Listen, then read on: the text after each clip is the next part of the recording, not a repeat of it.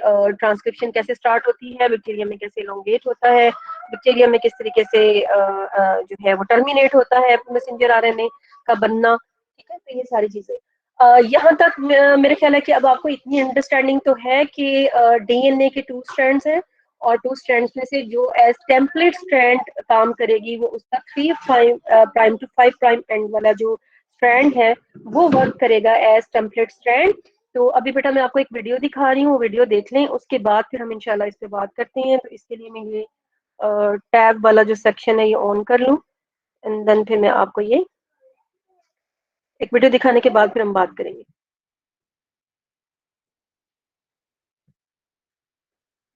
इसकी जो आप कह लें कि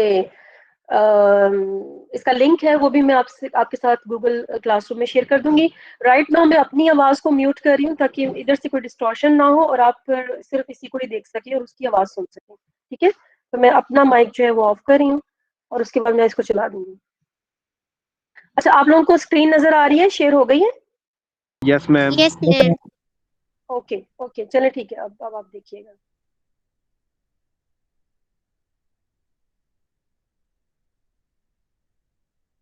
The synthesis of messenger RNA is called transcription.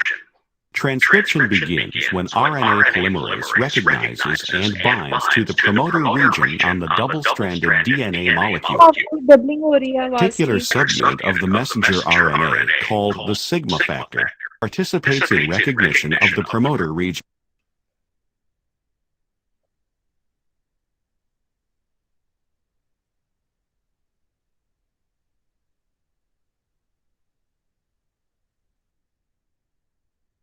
The synthesis of messenger RNA is called transcription. Transcription begins when RNA polymerase recognizes and binds to the promoter region on the double-stranded DNA molecule.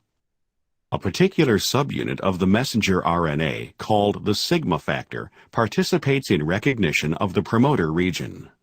Soon after transcription is initiated, the sigma factor dissociates from the RNA polymerase. RNA polymerase moves along the template strand of the DNA, synthesizing the complementary single-stranded messenger RNA molecule. Synthesis is in the 5' to 3' direction, with new nucleotides being added to the 3' end of the growing messenger RNA molecule. As the RNA polymerase advances along the DNA, it melts a new stretch of DNA and allows the previous stretch to close. When RNA polymerase reaches a specific sequence of nucleotides on the DNA, called the transcription terminator, a hairpin loop structure forms in the messenger RNA, causing the RNA polymerase and the messenger RNA to dissociate from the DNA.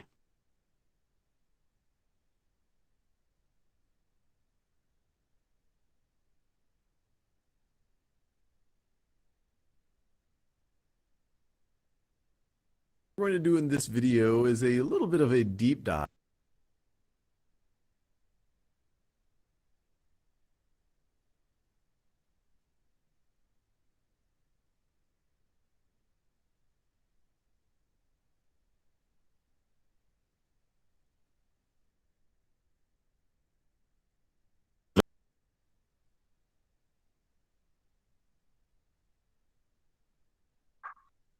जी बेटा, आप लोगों ने video देखी, आपको समझ आई है इसकी?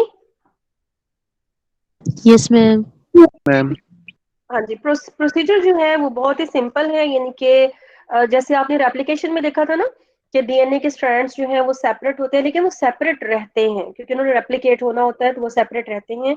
But here difference है कि डीएनए के स्ट्रैंड सेपरेट होंगे और जहां जहां से वो ट्रांसक्राइब होता जाएगा ना, वहां वहां से वो आगे चलता जाएगा, मैसेंजर आरएनए उससे फ्री होता जाएगा और पीछे से स्ट्रैंड्स जो हैं वो वापस आपस में बाइंड करती चली जाएंगी, क्योंकि यहाँ पे कोई ऐसी प्रोटीन नहीं है जो कि इनको सिंगल स्ट्रैंड में कायम रखे, और ना ही इसकी जरूरत है कि सिंगल स्ट्रैंड में इसको कायम रखा जाए, क्योंकि ट्रांसक्रिप्शन होनी थी वो हो चुकी है और वो आगे चलता जाएगा और पीछे से वो वापस बंद होता जाएगा।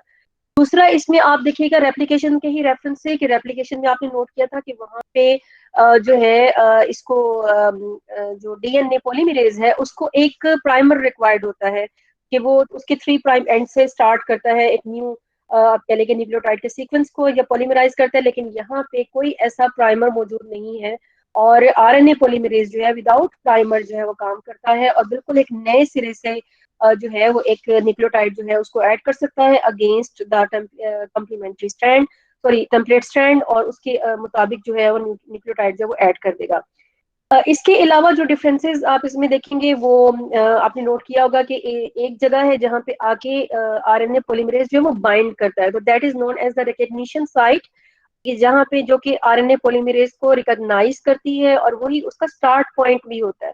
यानी कि जहाँ से आप कह लें कि जीन जो स्ट्रक्चरल जीन है, पहले भी हमने शायद ये बात की थी स्ट्रक्चरल जीन की एंड रेगुलेटरी जीन की, तो वो पोर्शन जो कि जीन के एक्सप्रेशन को रेगुलेट करता है उसको रेगुलेटरी जीन बोलते हैं, और वो पोर्शन जो कि एक्चुअली ट्रांसक्राइब होता है जिससे मैसेंजर आरएनए बनता है, that is the structural gene या structural part of the gene जिससे मैसेंजर आरएनए बनता है।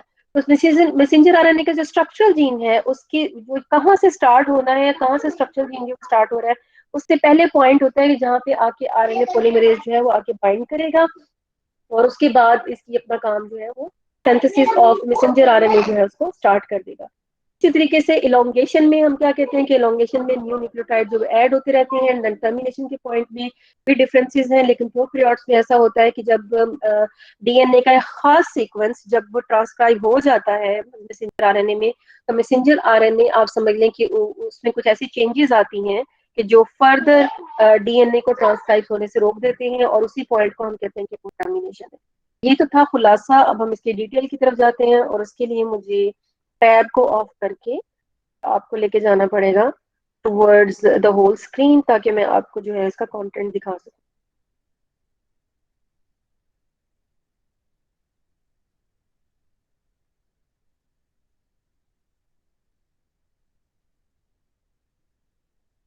जी बेटा, कल हमने बात की थी अबाउट द जेनेटिक कोड, और आज हम बात करेंगे ट्रांसक्रिप्शन की और मॉलिक्यूलर कंपोनेंट्स इसके क्या हैं। जैसे मैंने आपको आरएनए डीएनए रेप्लिकेशन में बताया था कि उसके कंपोनेंट्स में डिफरेंट टाइप्स की प्रोटीन्स थी जो कि आपस में मिलके और उस काम को सरअंजाम देती थी, बिल्कुल उसी तरीके से यहाँ पे भी आरएनए पॉलीमरेज रिक्वायर्ड होगा।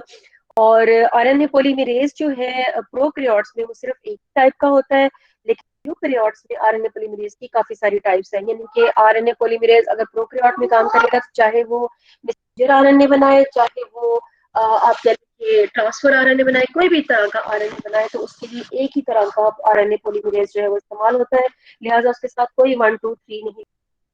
लेकिन इन केस ऑफ यूकैरियोट्स जो आरएनए पॉलीमरेज है जो एक्चुअली मैसेंजर आरएनए को सिंथेसिस करता है, not transfer RNA, not ribosomal RNA, वो आरएनए पॉलीमरेज 2 है। ओके, और इसके अलावा जो मैसेंजर आरएनए और राइबोसोमल आरएनए है वो दूसरे राइबो आरएनए पॉलीमरेज से जो है वो सिंथेसाइज होते हैं। देन जैसे मैंने आपको बताया कि आरएनए पॉलीमरेज की ये खूबी है कि ये भी डीएनए पॉलीमरेज की ही तरह 3 प्राइम एंड पे ही न्यू न्यूक्लियोटाइड को जो है वो कंस्ट्रक्ट करवाता है या पॉलीमराइज करवाता है या ऐड करवाता है। तो आप कह सकते हैं कि जो मैसेंजर आरएनए सिंथेसाइज होता है उसकी डायरेक्शन जो है वो भी फिर 5 प्राइम टू, क्योंकि 5 प्राइम एंड उसका फ्री होगा और 3 प्राइम एंड की तरफ एक्सटेंड कर रहा होगा, तो 5 प्राइम टू 3 प्राइम जो है हमेशा मैसेंजर आरएनए की डायरेक्शन होती है, एक ही डायरेक्शन का जो है वो मैसेंजर आरएनए होता है। के अलावा आरएनए पॉलीमरेज में मैंने आपको बताया था कि प्राइमर की रिक्वायरमेंट होती है, सॉरी डीएनए पॉलीमरेज में, लेकिन आरएनए पॉलीमरेज को प्राइमर की रिक्वायरमेंट नहीं होती, ये उससे इस तरीके से डिफरेंट है। देन वो हिस्सा जहाँ पे आरएनए पॉलीमरेज जाकर अटैच होता है उसको बैक्टीरिया में उसको हम बोलते हैं प्रमोटर रीजन, और जहाँ पे आप कह लें कि ट्रांसक्रिप्शन एंड होती है या जिस जगह पे एक ऐसा सीक्वेंस होता है कि जहाँ पे मैसेंजर आरएनए का बनना जो है वो खत्म हो जाता है या फर्दर वो और ट्रांसक्रिप्शन जो है उसको कंटिन्यू नहीं करता, उस हिस्से को हम कहते हैं टर्मिनेटर। यानी कि हम ये जो प्रमोटर और टर्मिनेटर की बात करें ये हम डीएनए की बात करें, यानी कि डीएनए का वो जगह जहां से स्टार्ट होगी आप कह लें कि पॉलीमराइजेशन ऑफ मैसेंजर आरएनए, वो उसका प्रमोटर रीजन होगा, और जहाँ पे आरएनए पॉलीमरेज जाके बाइंड करेगा, और जहां पे एंड होगा उस का टर्मिनेटर है। टर्मिनेटर का मैकेनिज्म जैसे मैंने आपको पहले बताया कि ये प्रोकैरियोट्स में डिफरेंट है, यूकैरियोट्स में डिफरेंट है। प्रोकैरियोट्स में सिंपली एक सीक्वेंस आता है और वहां पे जाके वो ट्रांसक्राइब होता है, मैसेंजर आरएनए उसको सेंस करता है, एंड देन उसके बाद फर्दर जो एक्सटेंशन है वो नहीं होती या फर्दर पॉलीमराइजेशन नहीं होती। लेकिन यूकैरियोट्स में जो टर्मिनेशन है वो उसमें वेरिएशन आ सकती है। कुछ व्यू के मुताबिक जो है एक खास किस्म की प्रोटीन जो है वो मैसेंजर आरएनए पे जो है वो रन करती है, और जब वो रन करते करते उस जगह पे पहुंचती है कि जहाँ पे टर्मिनेशन का सीक्वेंस होता है, वहां पे आके आप यूँ समझ लें कि वो उसकी जगह पे पहुंच जाती है। तो फिर उसके पहुंचने पे ही या उसके रीच होने पे उस पॉइंट पे ही ये आप कह लें कि ये इंडिकेशन होती है कि अब no more polymerization can occur of messenger RNA, और उस प्रोटीन को कहा जाता है रोहो फैक्टर। तो रोहो फैक्टर जो है वो भी डिसाइड कर सकता है कि मतलब टर्मिनेशन जो है वो फर्दर हो जाएगी और फर्दर जो है वो एक्सटेंशन जो है पॉलीमराइजेशन जो है वो नहीं होगी। इसके अलावा बहुत दफा मॉलिक्यूलर बायोलॉजी में आप लोगों को ये वर्ड सुनने में मिलेंगे, डाउनस्ट्रीम एंड अपस्ट्रीम। तो जीन का स्ट्रक्चरल जीन का वो पोर्शन जहां से इनिशिएशन स्टार्ट होती है उससे पहले पहले का जो हिस्सा है उसको हम कहते हैं अपस्ट्रीम, यानी कि बिफोर जीन को हम अपस्ट्रीम रीजन बोलते हैं। और जो आप कह लें कि जीन के बाद वाला हिस्सा होता है या जिस तरफ को आरएनए पॉलीमरेज मूव करता है, जिस डायरेक्शन में मूव करता है, उस रीजन को हम बोलते हैं कि वो डाउनस्ट्रीम है। इसी लिहाज से हम लोकेशन जो है किसी भी डीएनए सीक्वेंस की वो भी हम इस तरीके से बताते हैं। मगर कोई चीज जो है वो अपस्ट्रीम पे पाई जाती है तो हम जैसे प्रोमोटर रीजन जो है वो अपस्ट्रीम होता है, ठीक है, और टर्मिनेशन जो सीक्वेंस है वो डाउनस्ट्रीम होगा। तो इस तरीके से हम इसको डिस्क्राइब कर सकते हैं on the DNA and RNA. तो ये टर्म्स आपको अक्सर जो है वो देखने में मिलेगी। देन उसके बाद जो आपका पहला ही मैसेंजर आरएनए बनता है प्रोकैरियोट्स में, वो एज इट इज जो है वो इस्तेमाल हो जाता है इनटू द ट्रांसलेशन। लेकिन यूकैरियोट्स में आप जानते हैं कि यूकैरियोट्स का जो मैसेंजर आरएनए है उसमें एक्सॉन्स भी होते हैं और एक्सोन्स भी होते हैं। तो यूकैरियोट्स को अपने एक्सॉन्स को जो है वो सेपरेट भी करना है, एक्सॉन्स को रीयूनाइट करना है। फिर क्योंकि इसने मूव होकर जाना है into the cytosol from the nucleus, तो फिर इसको हिफाजत भी करनी पड़ती है कि ये इसको जो है वो न्यूक्लियस एंजाइम जो है इस पे एक्ट करके और इसको डिस्ट्रॉय ना कर सके, डिग्रेड ना कर सके। तो उसके लिए ये अपनी प्रोटेक्शन लगाता है। एज अ कैप जो है वो गुआनिन को लगाता है, और एज अ टेल या जो अपनी कहने के है उसको ये प्रोटेक्ट करता है with the help of poly A tail, यानी कि एडेनिन एडेनिन एडेनिन जो है महफूज करता है। सिंथेसिस में अगर आप इसकी डायग्रामेटिक रिप्रेजेंटेशन देखें, यही स्टेप्स जो है कि इनिशिएशन कैसे होती है और उसके बाद एलोंगेशन कैसे होती है एंड देन फिर उसकी जो है वो टर्मिनेशन कैसे होती है। तो ये वैसे मैंने वीडियो में दिखाई चुकी हूँ आपको, लेकिन यहाँ पे डायग्रामेटिक रिप्रेजेंटेशन भी है इसकी जो कि यहाँ पे शो की गई है। और वो आपको बता देती हूँ कि जिस तरह ये प्रोमोटर रीजन है और ये इसका इनिशिएशन पॉइंट है कि जहाँ से स्टार्ट होना है मैसेंजर आरएनए का बनना, और ये प्रोमोटर रीजन है जिसपे आरएनए पॉलीमरेज जो है वो आके इसको इसके साथ बाइंड करेगा। प्रोमोटर रीजन पे ही आरएनए पॉलीमरेज जो है वो आके पहले बाइंड करता है और उसके बाद फिर ये स्टार्ट करेगा। तो दिस वन इज इसका बाइंड होना ही इज इनिशिएशन, ठीक है। उसके बाद फिर ये स्ट्रैंड्स जो है ये एक दूसरे से सेपरेट होंगी और आहिस्ता आहिस्ता इसमें जो है न्यू न्यूक्लियोटाइड जो है वो ऐड होते जाएंगे और इस तरीके से ये लॉन्गेशन जो है वो कंटिन्यू करेगी। और जैसे मैंने आपको बताया था कि जैसे जैसे आरएनए पॉलीमरेज जो है वो आगे को मूव करेगा तो पीछे से जो डीएनए है वो रीवाइंड होते जाएंगे, यानी जैसे वो पहली हालत में थे before the start of transcription, वैसे ही वो दोबारा अपनी हालत में आते जाएंगे क्योंकि उनका काम जो है वो खत्म हो गया है।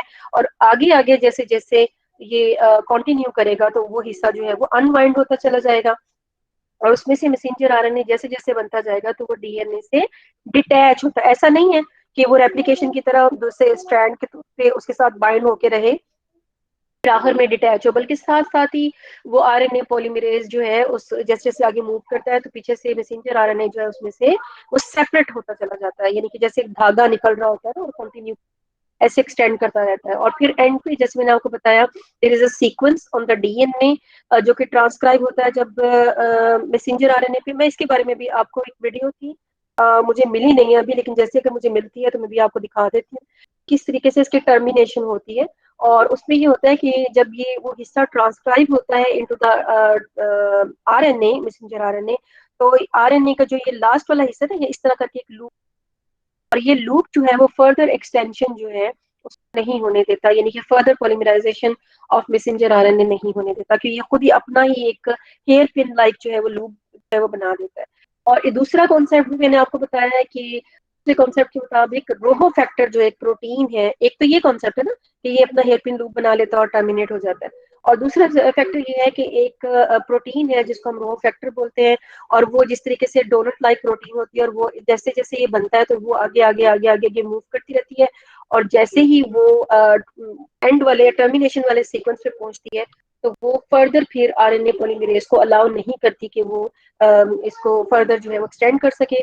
और इसका यानी रो फैक्टर का वहां पे पहुंचना जो है इस बात की इंडिकेशन होती है कि अब no more extension can occur, तो उसके बाद भी टर्मिनेशन हो सकती है। तो दोनों तरह के कॉन्सेप्ट हैं कि बजाते खुद मैसेंजर आरएनए लूप बनाकर और फर्दर एक्सटेंशन को स्टॉप कर दे, और या फिर रो फैक्टर प्रोटीन जो है वो उसके अंदर से गुजरते गुजरते और वहां तक पहुंचे कि जहां पे टर्मिनेशन हो जाए और उसके बाद फर्दर जो है वो पॉलीमराइजेशन ना हो सके। इनिशिएशन को एक जब ये आरएनए पॉलीमरेज जाके प्रमोटर पे लगता है और डीएनए के दोनों स्ट्रैंड्स ओपन होती हैं और जो भी उसकी रिक्वायरमेंट्स है वो सारी, और न्यूक्लियोटाइड आके लगता है, तो इस पूरे कॉम्प्लेक्स को हम कहते हैं कि the initiation complex, initiation transcription initiation complex, यानी कि प्रमोटर रीजन पे आरएनए लगा हुआ है, हर चीज रेडी है, और अब ये पूरा जो कॉम्प्लेक्स है यानी कि binding of the RNA polymerase with the DNA strand, और अलोंग विद दैट इस कॉम्प्लेक्स को हम कहेंगे। लेकिन यूकैरियोट्स में ये इनिशिएशन कॉम्प्लेक्स थोड़ा सा ज्यादा कॉम्प्लेक्स होता है, क्योंकि यूकैरियोट्स में initiation is not as simple as in case of eukaryotes, क्योंकि यूकैरियोट्स में आरएनए पॉलीमरेज तब जाकर इनिशिएशन साइट पे या प्रोमोटर साइट पे लगेगा जब वहां पे ट्रांसक्रिप्शन फैक्टर मौजूद होंगे। ट्रांसक्रिप्शन फैक्टर क्या होते हैं? फैक्टर का वर्ड जब बेटा यूज हो ना मॉलिक्यूलर बायोलॉजी में तो आप समझ जाया करें कि we are talking about proteins. Elements का वर्ड जब यूज हो तो आप समझ जाए कि we are talking about DNA, और फैक्टर का वर्ड जब यूज हो तो फैक्टर हमेशा जो है वो प्रोटीन के लिए जो है वर्ड वो इस्तेमाल होता है। ठीक है, तो फैक्टर जो है, ट्रांसक्रिप्शन फैक्टर जैसा कि नेम इंडिकेट कर रहा है, ये ऐसे प्रोटीन्स होती हैं जो ट्रांसक्रिप्शन में हेल्प करती हैं।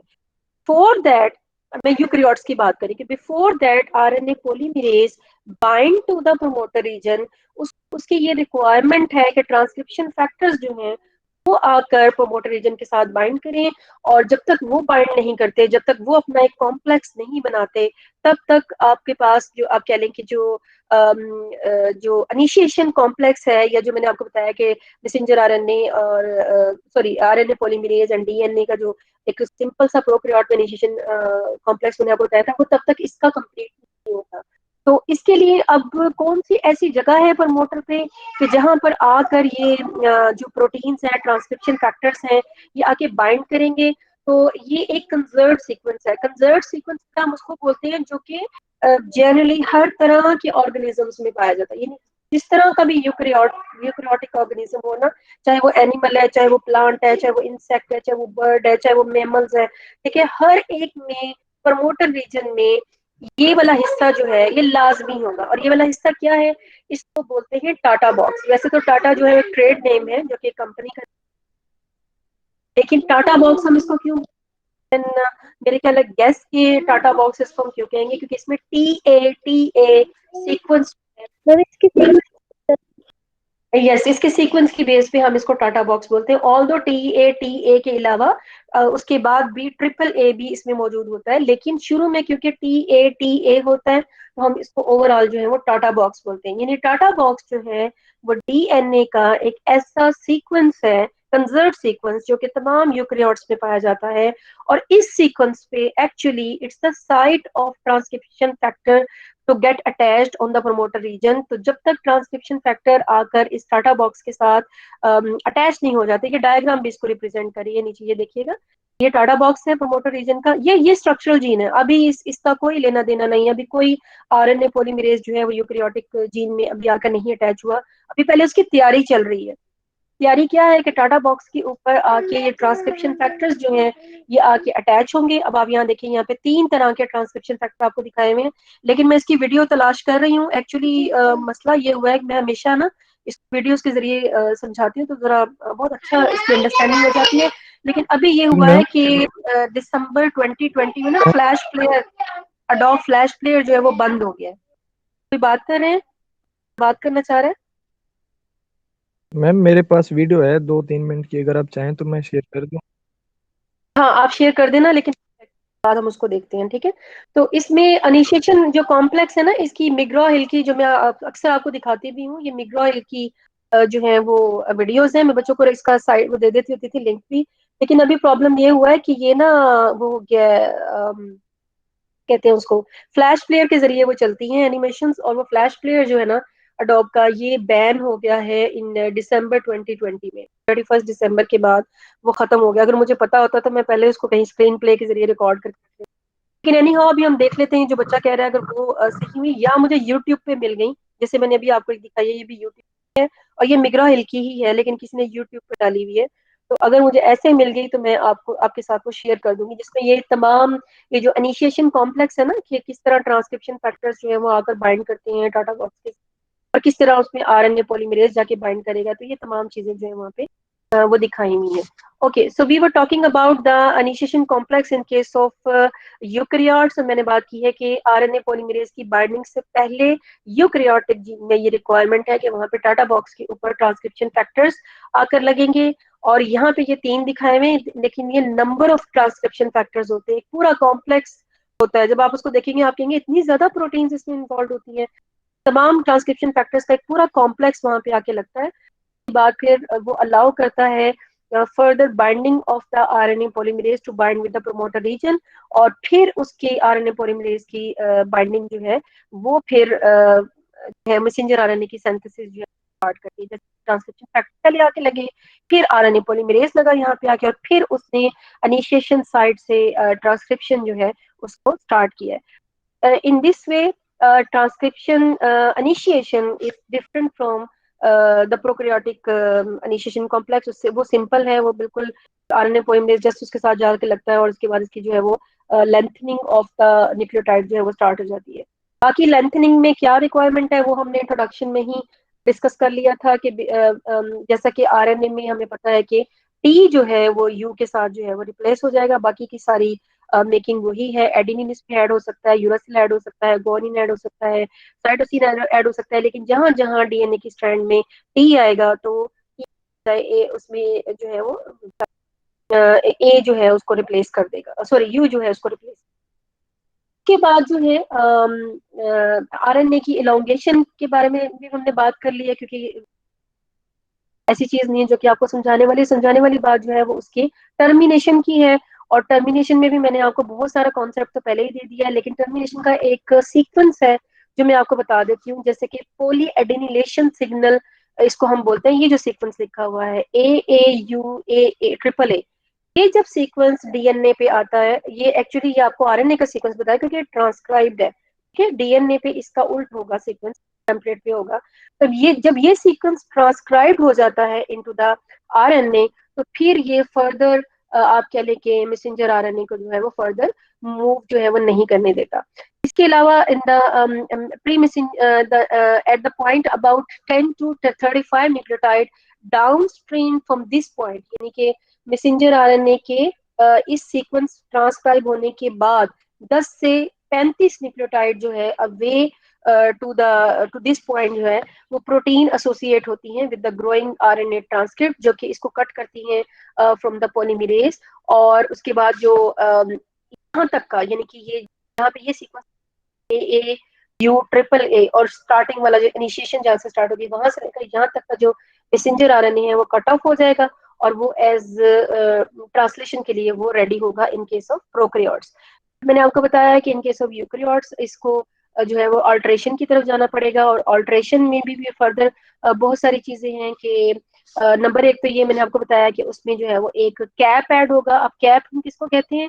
कैप हम बोलते हैं गुआनिन को, यानी कि ये सिंपल गुआनिन नहीं होती, ये खास किस्म की मिथाइलेटेड गुआनिन होती है, यानी कि गुआनिन के साथ जो है एक मिथाइल जो है ग्रुप वो भी अटैच होता है, और उसको पता है मिथाइलेटेड गुआनिन हम इसको बोलते हैं, सिंपल गुआनिन नहीं होती। और ये अटैच होती है एट द 5 प्राइम एंड, और इसको हम बोलते हैं 5 प्राइम कैप। इसी तरीके से जो 3 प्राइम एंड है, या जो उसकी टेल है मैसेंजर आरएनए की यू में, ये जो ए यू ए है, ये ट्रांसक्राइब जब हो जाता है तो इसके बाद 52 और एडेनिन, यानी कि ये भी मौजूद होता है। ये जो एंड वाला सीक्वेंस है ए यू ए, ये भी मौजूद है। और इसके बाद इन ट्रिपल ए के बाद 20 to 50 तक और एडिनिन एडिनिन एडिनिन एडिनिन जो है उसमें एज पोली ए टेल के तौर पे जो है वो एक्ट करेंगे। और मकसद इनका क्या है, इनके सिरों को यानी कि इसके हेड को और इसकी टेल को महफूज कर देना है, ताकि न्यूक्लियेजेस एंजाइम जो है तक ये ट्रांसपोर्ट होकर बाहर जाता है साइटोसोल में, और इसकी ट्रांसलेशन होनी है इनटू द साइटोसोल जहाँ पे राइबोसोम मौजूद है, क्योंकि हम यूकैरियोट्स की बात करें। अदरवाइज प्रोकैरियोट्स में तो वहीं पे स्टार्ट हो जाती है जहाँ पे इसकी सेंस। तो जब तक इसने वहां जाना है तब तक ये डिस्ट्रॉय ना हो, डिग्रेड ना हो और महफूज रहे। और before the addition of this poly A tail exon and introns जो हैं उनकी रिमूवल भी हो जाती है। और ये इंट्रॉन और एक्सोन की जो आप कह लें कि इंट्रॉन्स की रिमूवल और एक्सोन का उनसे सेपरेट होकर एंड देन रीयूनाइट करने का जो प्रोसीजर है, ये भी बहुत आप कह लें कि एक सेपरेट मैकेनिज्म है, जिसको मेरे ख्याल है कि हमने डिस्कस किया था। कहाँ डिस्कस किया था हमने? जब हमने आरएनए पढ़े थे। क्या आपको याद है न्यूक्लिक एसिड में जब हमने आरएनए पढ़े थे? मैंने आपको आरएनए की टाइप्स बताई थी, स्मॉल न्यूक्लियर आरएनए, स्नर्प्स के बारे में बताया था, एसएनआरएनए के बारे स्नर्प्स के बारे में बताया था, और फिर स्पाइसोम का भी हमने वहां पे वर्ड यूज किया था। तो उसकी यूटिलाइजेशन अब यहाँ पे आनी है। ये जो टाइप्स है ना डिफरेंट एसएनआरएनए और इसके साथ ये जो मैंने आपको नाम, तो ये स्प्लाइसोम जो है ये एक्चुअली मिलकर ये एक्सोन्स को सेपरेट करने और इंट्रोन्स को पूरा एक मशीनरी है, एक पूरा मैकेनिज्म है कि जिसके जरिए ये सेपरेट होती है एंड देन फिर रीयूनाइट करती है एंड देन फिर ये इसकी मेच्योरिटी के स्टेप्स हैं, तो हम कहते हैं पोस्ट ट्रांसक्रिप्शनल स्टेप। और ये यूकैरियोट्स में ही सिर्फ होता है। ठीक है, तो इसके लिए फिर क्योंकि ये पूरा मैंने आपको बताया कि एक मैकेनिज्म है, तो डेफिनेटली इसमें भी आरएनएज एंड इसमें प्रोटीन्स और इसमें स्प्लाइसोम जो है वो इसमें जो है वो पार्टिसिपेट करेंगे। और पार्टिसिपेट करने का ये जो पूरा एक आप कह लें कि जो एक पूरा एक डायग्राम है, फ्लो चार्ट के टाइप का डायग्राम जो है यहाँ पे दिखाया हुआ है कि ये पूरा इसमें रिप्रेजेंट किया हुआ है। जब यूकैरियोट्स में जब मैसेंजर आरएनए बनता है तो फिर उसकी प्रोसेसिंग होती है, यानी कि जो पोस्ट ट्रांसक्रिप्शनल चेंजेस हैं इसको हम आरएनए प्रोसेसिंग का नाम दे रहे हैं। तो प्रोसेसिंग में क्या है कि एक तो ये कि इसके जो इंट्रॉन्स हैं वो रिमूव हो, इसमें ये कैप लगे 5 प्राइम कैप लगे एंड पे, जिसको हम कह रहे हैं कि guanine triple phosphate along with methylated guanine जो है वो इसकी कैप की तरफ रिएक्ट करे।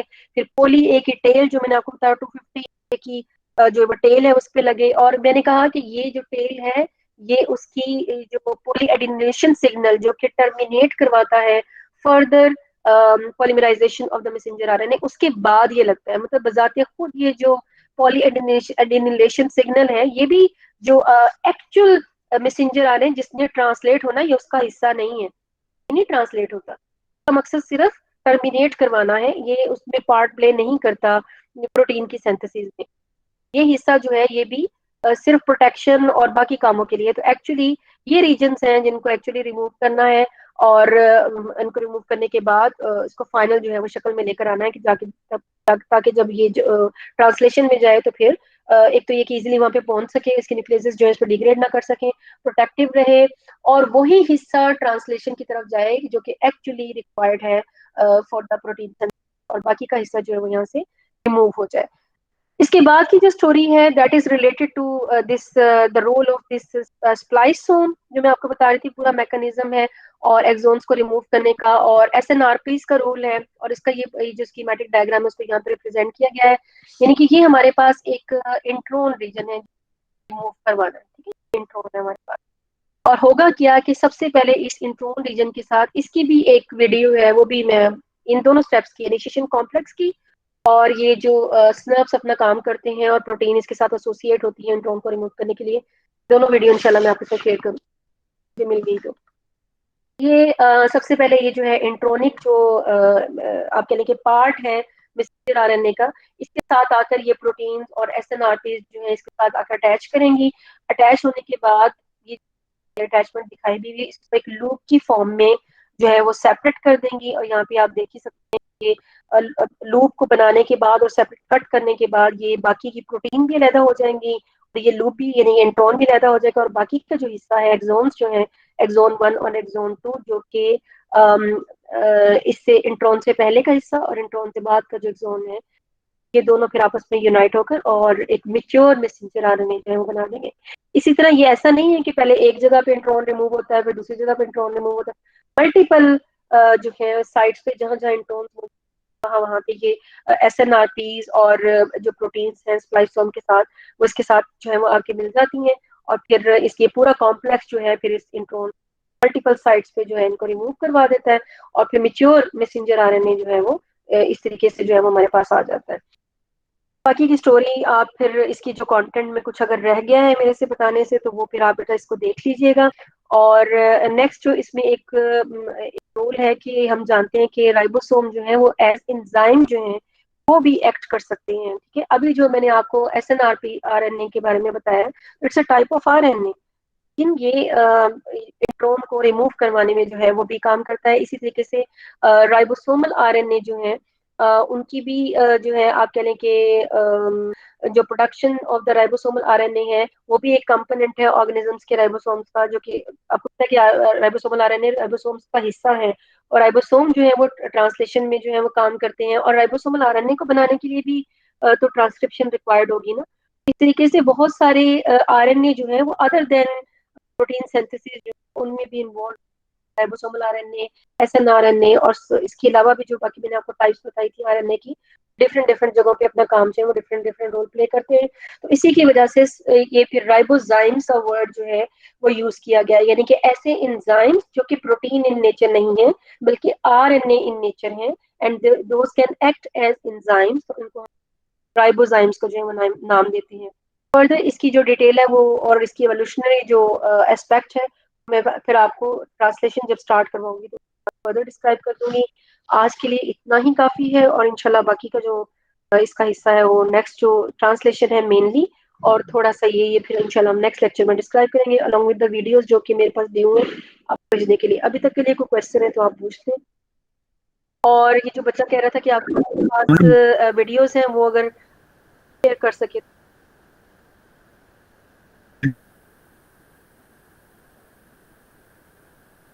आप क्या कह रहे थे?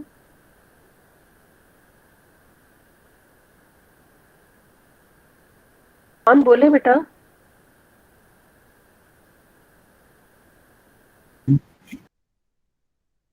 हेलो, मेरी आवाज आ रही है? Yes ma'am. ओके, वीडियोस का कौन कह रहा था?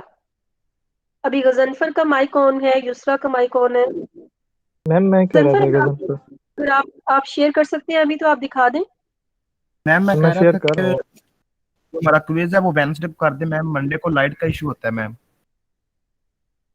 हर मंडे को आपको लाइट का इशू होता है? बस मैम मंडे को मैम लाइट नहीं आती हमारे पास मैम, परमानेंट होता है, इधर लाइट चली जाती है। मैम मंडे को लाइट नहीं होती है, हमारे पास वेडनेसडे को नहीं होती।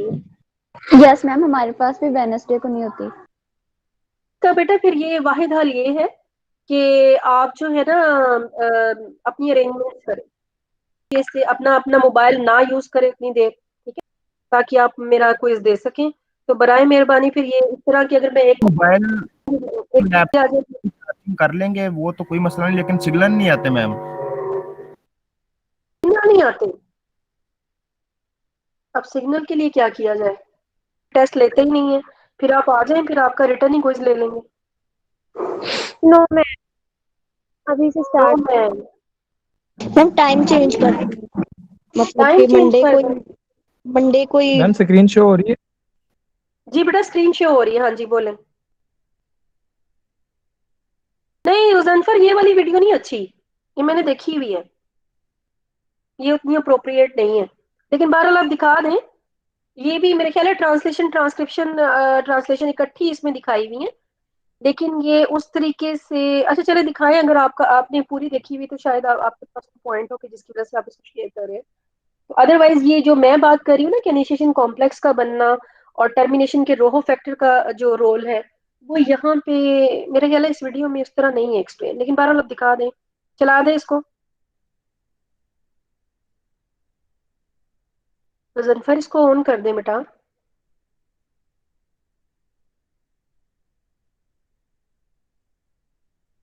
कार्टून देख रही हूँ। ओके जी मेरी आवाज आ रही है? यस मैम आ रही है। ये वजन तो काम चला गया है। पाजी ऑन कर दो।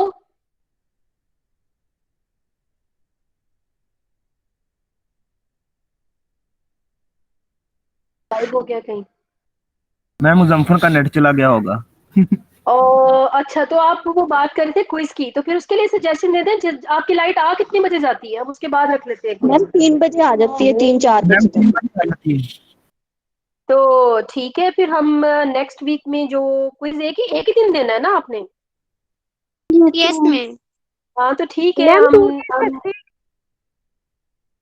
क्या बोल रही हो युसरा? ऊंचा बोलो बेटे, नहीं समझ आ रही। मैं कह रही हूँ क्विज हो जाएगा ना, तो उसके बाद जो अगला टॉपिक होगा उसका वेडनेसडे को ले लीजिएगा। वेडनेसडे वाले दिन भी हमारी क्लास होती है, या यस फिर मैम, थर्सडे ये वाले सही दिन। है। अच्छा, अभी के लिए हम मंडे को ही क्विज रखते हैं, और मंडे को यस हम मैम ठीक है। मंडे को हम जो क्विज है ना उसकी टाइमिंग जो है वो कर लेते हैं। तो मसला ये है कि टाइमिंग अगर लेट करते हैं ना तो असर मगरिब इकट्ठी नमाजें आ जाती हैं, तो टाइम बहुत कम होता है उसके दरमियान में ना। मैम 10 बजे तो क्लास होती है। बाद ले लो। 10 बजे के बाद मैं तो ले लूंगी, लेकिन आप लोग सारे जाग रहे मैम होते 10 बजे कभी भी के 10 बाद? बजे। जी मैम मसला होता है। नहीं होता रात को। ना पुत्र, अपनी मैम रूटीन ठीक करो। 8 o'clock की या मैम 7 फर्स्ट टाइम o'clock जो है कर ना ले, क्या करें। और यार एक एक करके बोलो, मुझे नहीं समझ आ रही आप लोगों की। पहले तो मैं ये रिकॉर्डिंग ऑफ करूं, ये एक्सटेंड होती जा रही है। चलो मैम हम मैनेज कर लेंगे, कोई बात नहीं। आप